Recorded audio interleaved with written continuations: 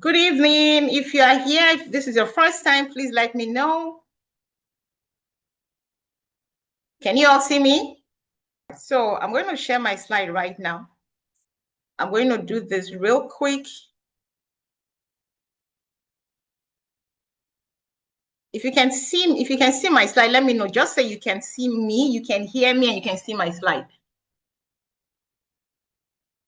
I can't hear anybody say anything. If you can see my slide and you can hear me, just say you can.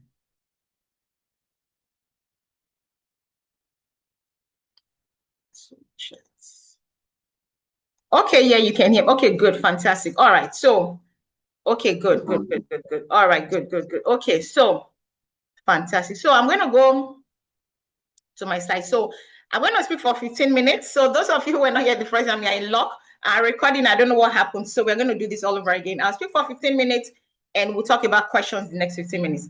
So this is what we're talking about today. And if this is your first time, that's why I'm wearing our branded shirt. I'm the founder of Kids Development Hub. And what we do is we train caregivers, parents, teachers, whatever role you assume as a caregiver, we train you on child development and executive function. And so we do this through our courses, our one-on-one, and we are not training schools. In fact, we are raising the first generation of brain and neuroscience informed educators.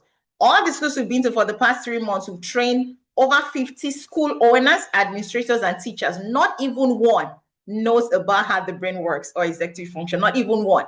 We've been to schools that are almost 2 decades, almost 20 years, not even one. So we are leading the charge of this in Nigeria. You can do your research. So that's what we are doing. Our groundbreaking work has been featured in the news, and this is a newspaper publication. So if this is your first time, welcome. All right. So today we are looking at oh, come on, why is this thing not moving? So we're going to be talking about how the yes, okay, all right. I think I moved too fast. Okay, all right. So this is the agenda for today. We're going to be looking at what age should the child sleep in their room. First of all, we're going to look at the neuroscience of fear. The neuroscience of fear. We're going to look at the 2 reasons why people transition these children earlier, and we're going to look at how to transition your child. So this is really, the first set was very interesting. Now, this is the poll we had. I don't know why most people said 4 years. So you're going to tell me why, if you're one of those who voted 4 years after this session. Now, the neuroscience of fear. Now, when a child is afraid, right, what happens is that it is their brain that is simply trying to protect them, right? So, and what happens is that the amygdala kicks into action. And so the child goes into one of the 5 stress responses, which is fight, flight, faint, freeze, or fawn, right? Now, the young boy whom the mom talked about, I hope the mom is here this time. She couldn't join the first time. So what if you are here? Let me know if you are here. Just say something. Now, what that young boy was experiencing when he was banging the door, his brain was telling him he was in danger. And so he was banging the door for survival to get help. That was exactly what he was doing. Because he's 6, his brain cannot tell him whether whatever he perceives as fear is real or imaginary, right? So that was exactly what was going on with that boy. And that was why he acted that way. So he was in fight mode. Banging the door, he was fighting for survival, right? Now, child will have fear depending on their age. So these are some age-appropriate fears. Now, what we call irrational fear for children are often age-appropriate.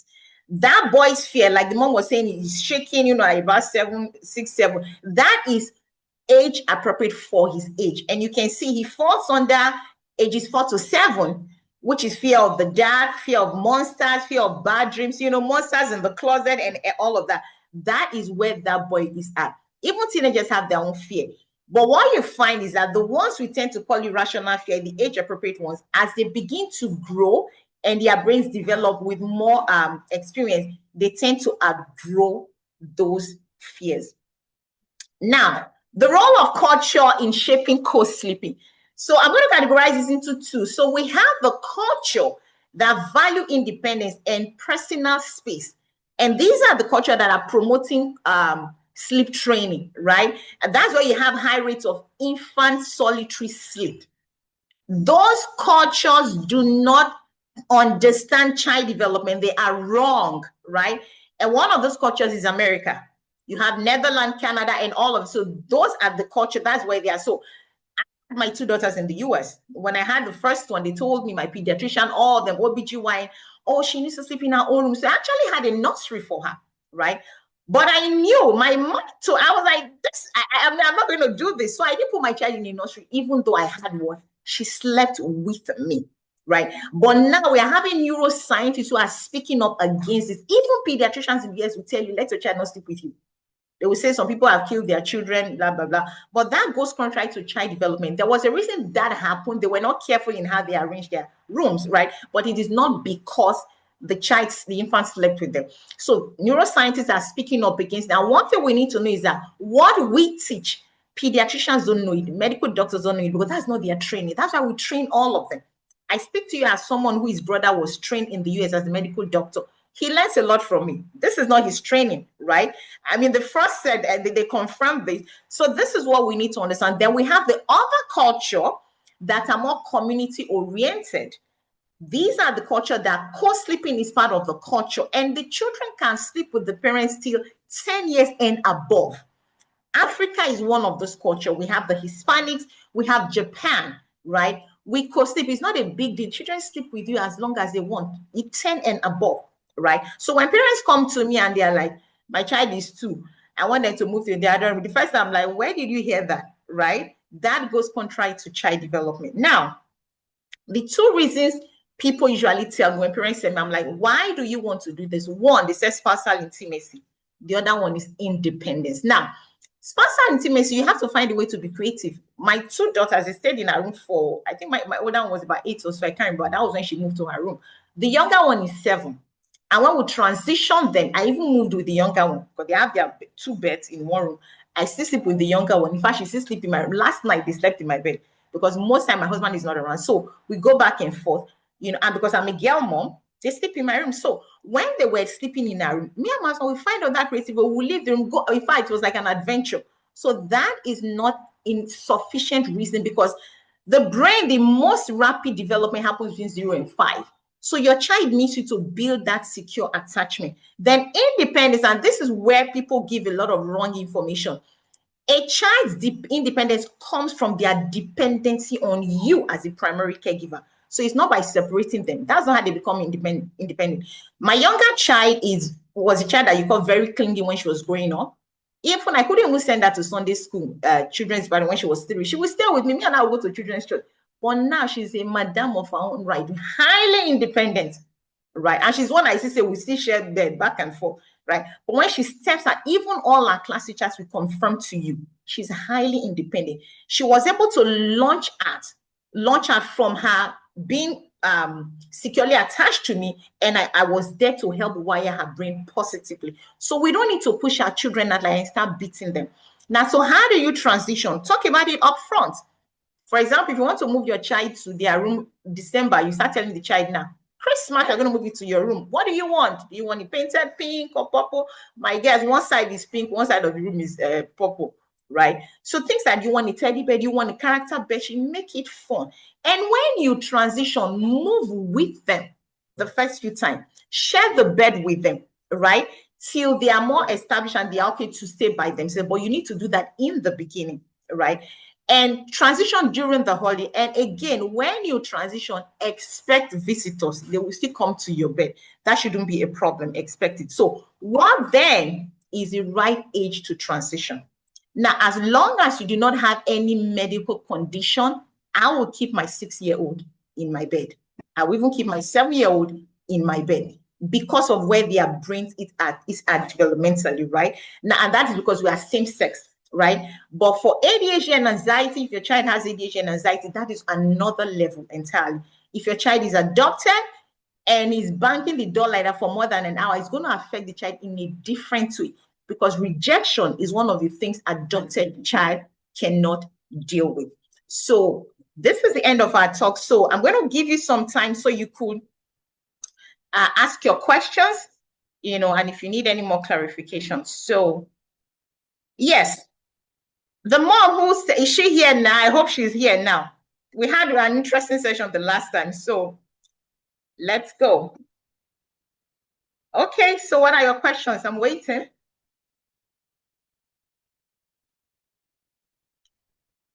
Anybody in the chats? Let me see.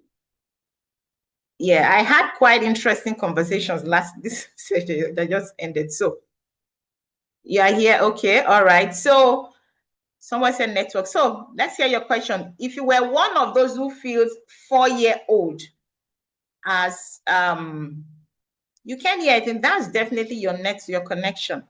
If you were one of those who said a 4-year-old should be, what's it called? That's the age of moving them to transition them. Why did you say that? I mean, now that we said it, what do you think? I'm waiting. Answer my question and ask your questions. And if the mama is there, she has a lot of questions, you can go ahead and ask. Oh, good. All right, let's see. Do I have my 6-year-old? You get up from there and go somewhere else. I did it. Go and have your adventure somewhere else. And when you finish, you come and you cuddle your girls. I'm a small family, me and my 2 girls.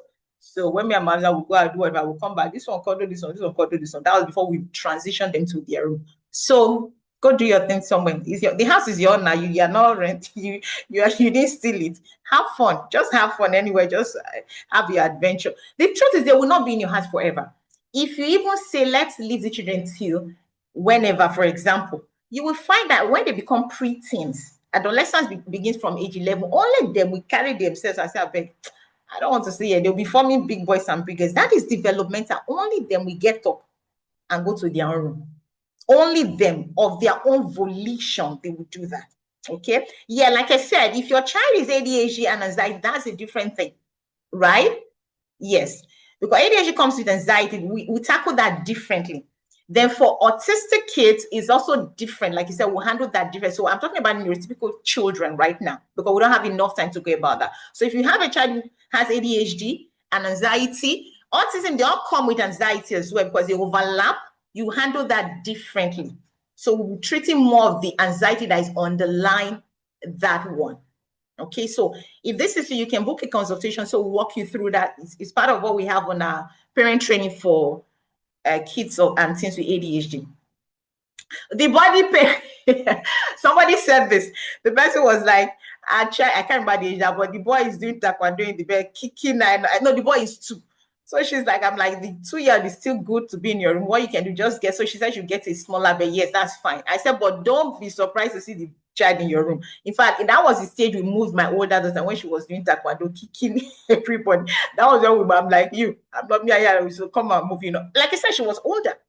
She understood. In fact, she would just laugh. I'm like, I will record you at night. She would just laugh, but not a 6-year-old. Okay, not a 6-year-old. So if they are doing taekwondo in your bed and they are older, that's fine. Okay. But again, you still need to prepare them, ahead of time. Any more questions? Yeah, I'm reading the chat. Yes, so yeah, wait. I need someone to talk to me, not just chat. The other people were very interactive. Were talking to me, so you guys should talk. Talk. Where is the mama? Is she here? If you are here, you have more questions. So this is just very brief. We didn't go in details, but this is just to let you know. You can go and meet a pediatrician. They will tell you a different thing because this is not their training. Yes. Good evening. Yeah, I can. Good evening. I can hear you. No, you can continue chatting. Somebody is talking. What you cool inform? I can hear you.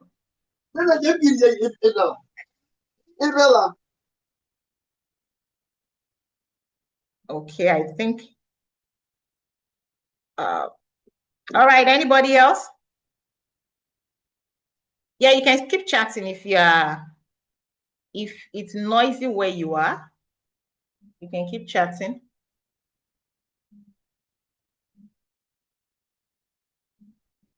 Anybody else?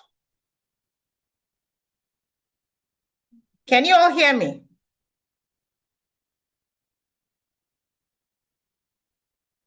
Somebody asked the last time, what if it's a boy? I'm like, yeah, I can keep my girls for as long as I want because I'm a girl mom. If it's a boy, I will transition the child earlier, maybe like 8, like I said.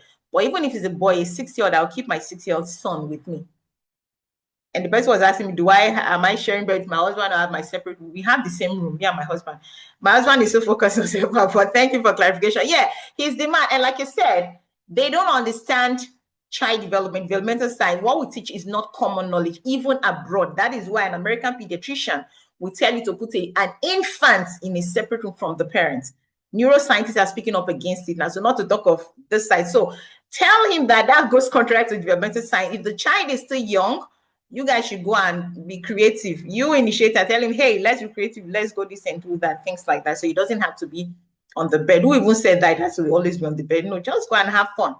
When you finish, you come back, you sleep. The next morning, all of you sleep, you wake up. That's it. We did it for years until we moved our girls. Yeah, so I hope that answered your question. I wish he was here on this live so you could see this here, but yeah, just let him know. And you see, that was one of the first reasons that people give. This is why we don't want this to happen. No, it doesn't affect anything. They need you. The first 5 years is when their brain develops the most. They need you. In fact, you are the one they need to wire their brains positively, nothing else. So they need you. Any other question? We have 5 more minutes. So the end of the session. Any other question? Yes, go ahead. It's not okay to beat a child. Okay, I think I think one day I'll just do something like this on beating. Yeah, we actually have a course on discipline, how to discipline, because you call beating discipline. Beating is not discipline. They are not the same thing. And it's not okay to beat a child. Developmentally, from developmental science and scripturally, it is not okay to beat a child. And I have evidence to show you from scriptures. It's not okay to beat a child. Your conscience is still judging. Yes. Oh, are you the mom? Is she the one? I don't know. Let me know. Are you the one? Are you the one that beat the boy? Oh, yeah. It's not okay. Okay. If you are new, there's a course on discipline. Beating is not part of it. So, like I said, if your son were an adopted child, that would have traumatized him terribly because you were rejecting him. Rejection is one of the things an adopted child cannot handle, right? And so it's not okay to beat a child. So your child was in fight mode. That was what his brain was saying. That was why he was fighting. But I hope you saw the slide. You saw the presentation. Did you? Did you see that? So he was in fight mode. That was why he did what he did. Adopted kids, children that are adopted. If your child were, if you are not the birth mom, I've had adopted parents come to me. I want to move my child at age 2. I'm like, why? No, you can't move your child at age 2. You know, it's going to affect the child, right? You didn't see this. I said so that beating is also what happened that your child's brain was telling him he's in danger. And that was why he was fighting. He was in fight mode, banging your door. It's part of the presentation we gave. So we are recording this one. Hopefully we're able to put it on YouTube so you can see it. So yes, you don't beat a child. It's because that's the only tool you had in your toolbox. That's why you beat your child up. Okay, so you don't beat. There are different things to do, different ways to handle it. I don't beat my kids.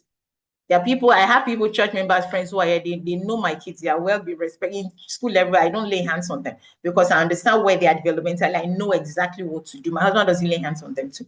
We know exactly what to do. If you didn't tell the child, so if the child is adopted, I would strongly suggest you come to us for a one-on-one, right? Because we also have a class and we are the only ones doing this. I'm yet to see anybody do this because our specialty is on neurotypical adopted kids and kids with ADHD. We are the only ones doing this. So an adopted child, you handle them differently. And that's why I always tell people, don't just take advice for anybody you see. As an adopted parent, if you are talking to a neurotypical parent, you will not get the right because they don't understand an adopted brain. A child with ADHD, the parents might not understand. The other people might not understand how their brains are. So that's why you should talk to a professional. Good, he's not adopted, so that's fine. So Bobby team is saying no. Okay. All right, we have 5 more minutes. 5 more minutes. I think we've almost exceeded our time. I'm glad you are here, sir. I wish you could have spoken up. If not, that it's noisy where you are. Shouting, why? Shouting is not allowed. Okay, yeah. Shouting, if you are dysregulated, that's why you shout. It's not, you don't shout because of your child. We have a class on that too. You don't shout because of your child, right? And that's why we are wearing this for those who are new. You know, you don't shout. Why you shout? Except you are dysregulated, which happens.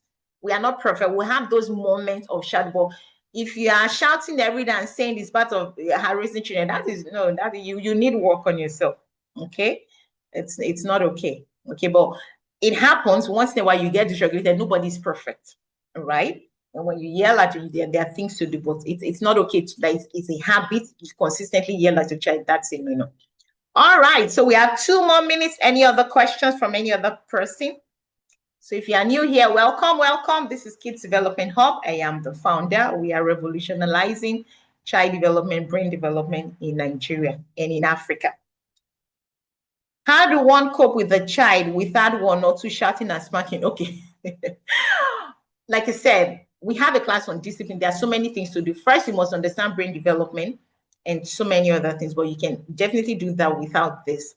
Those are not the right tools for them, okay? It's on demand. You pay for it and you go for it. Discipline, yes. So you just pay for it and you can access it. It's 15,000. Pay for it. We just reach out to us, send you the account details, you pay for it and you can access it. But no, it's not. All right. All right. 1 more minute. Any other question? Any other question? No, that's a full class. That's a full class. That's a full class. You have resources, everything. Then if you have questions, you reach out to us. That's a full class, yes. It's actually a 2-day class. It's 2 days. All righty. I think we are okay. So I've made up for what happened the last time. Okay. Thank you so much for joining. We're going to record. I still send this, okay? Yeah. All righty.